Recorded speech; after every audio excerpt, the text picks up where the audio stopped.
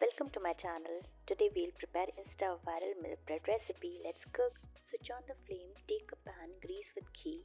Once this is done, take brown bread from both the sides. One taken brown bread because this is rich in fiber as well as carbohydrates. This will give you energy as well as the fibers.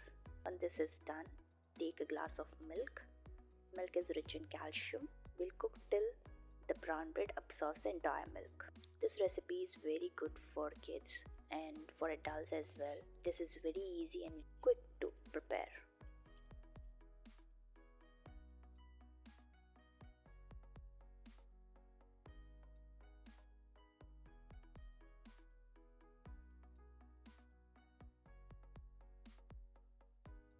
This smells so good.